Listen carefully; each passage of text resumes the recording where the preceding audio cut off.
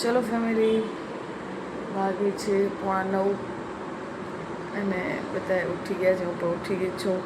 Brush પણ કરી લીધો છે, નાહી પણ લીધો છે, પણ હજી મૂડમાં નથી. પણ તો મેં કીધું ચલો વ્લોગની શરૂઆત કરી નાખું અને તમારા બધે માટે કાલનો વિડીયો અપલોડ કરું.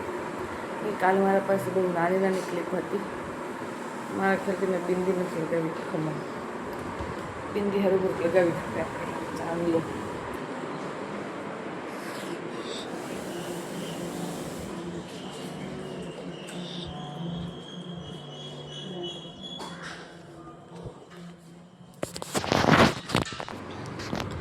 ટ્રાય તો હું પૂરી કરું ફેમિલી કે હું સરસ રીતે વિડીયોઝ બનાવું અને તમને બધાને પણ મજા આવે જોવાની. પણ હજી હું આજે આવી રીતે વોઇસ ઓવર કરીને વિડીયો બનાવું છું ને, એ મને નથી મેળ પડતો. એટલે આપણે ડાયરેક્ટ જ બનાવશું જેમ બનશે એમ. તો હમણાં તો બધા તમારા વિડીયોઝ જોશો, પછી તો કોઈ જોશો નહીં.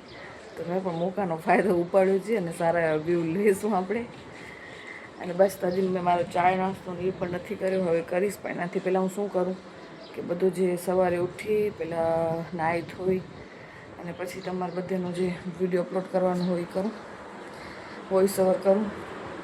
આજે મારા પાસે ક્લિપ જ બહુ જ શોર્ટ છે, તો મેં કીધું થોડોક કંઈક એડજસ્ટમેન્ટ કરું અને વિડીયો અપલોડ કરું. તો કાલ પતિદેવ ઘરે આવ્યા હતા, તો જો એ મને ક્યાં લઈ ગયા હતા ને તમને આગળ વિડીયોઝમાં જોવા મળશે. થોડીક વાર ટાઈમપાસ, જેમ હું અહીંયા આવી છું ને તેમ ઘરમાં હતી, તો મેં કીધું થોડીક વાર બહારનો પણ થોડુંક વાતાવરણ લઈએ, હવા ઉજાસ લઈએ તો સારું રહે. તો ચલો હવે તમે આગળનો વિડીયો જોઈ લો.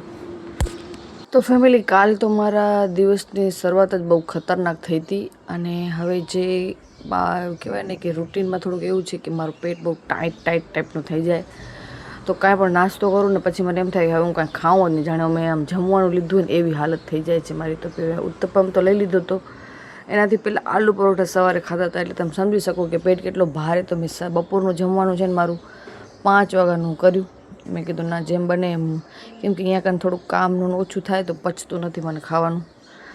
હવે ધીમે ધીમે મેનેજ થઈ ગયું છે બધું. જોકે પણ આટલા દિવસ હાલતું હતું બધું. તો મેં શાક ભાત શ્રીખંડ અને રોટલી, પછી સાંજે કાંઈક 5 વાગે મેં મારું ડિનર કમ્પ્લીટ કર્યું. એનાથી પહેલાં ઘણું બધું ખાધું હોય તો પછી ભૂખ નથી લાગતી. એના કારણે જો ભૂખ લાગે ને તો જ પછી લઉં છું. પછી સાંજે મને આજે વળી ક્રેવિંગ હતી સેન્ડવિચની. તો મને કાંઈ પણ બહારનું ખાવાનું મન થાય તો હું ખાઈ લઉં છું. કેમ કે બધા કહેતા હોય કે ક્રેવિંગને મારવાની નહીં. દર ફેરે એવું નહીં કે મંગાવી લઉં, પણ આજે મન હતો તો મેં ના, આજ તો થોડું ઘણું ભલે વાંધો નહીં. કેમ કે જો મન હોય ને તો હું ખાઈ લઉં છું, એને ઇગ્નોર નથી કરતી. અને ક્યારેક ખાવામાં કાંઈ નથી. આ વેજીટેબલ સેન્ડવિચ જ છે, કોઈ ખરાબ વસ્તુ નથી. બધા મોસ્ટ ઓફ બ્રેડ નહીં તો સવારે નાસ્તામાં પણ લેતા હોય. તો એવું બધું થોડું ઘણું કર્યું.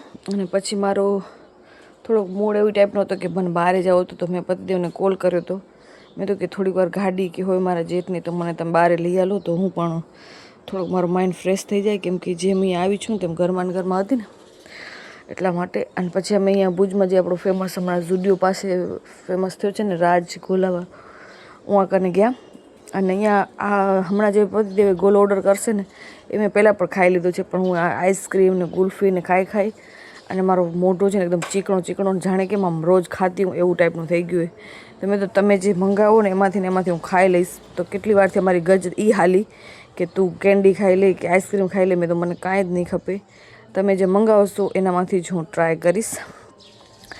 તો પછી એમને એક સરસ મજાનો ગોલો ઓર્ડર કર્યો હતો. આ મેં ફર્સ્ટ ટાઈમ નહીં, હું સેકન્ડ ટાઈમ ખાઉં મારા ખ્યાલથી. તો મને આને ઉપરની આઈસ્ક્રીમ જ વધારે પૂરતી ભાવે આમ તો. કેમ કે મને જે નીચે માવાનો હોય છે ને એ મીઠો લાગે, એટલે જેમ બને મને ઇગ્નોર કરું.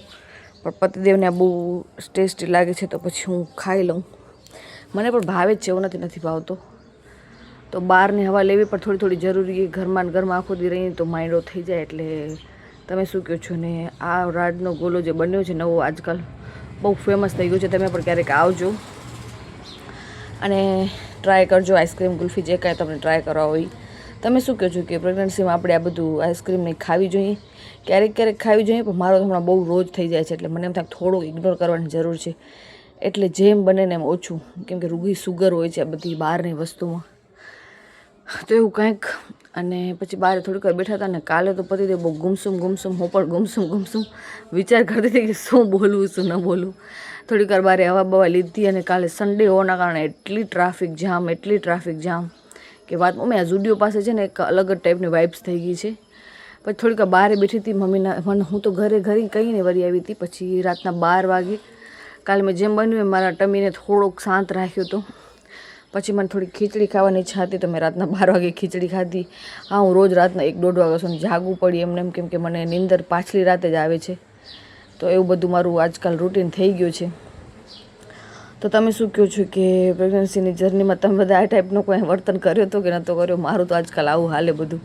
તો ચલો હવે હું કાલે મળું અને સારા વિડીયો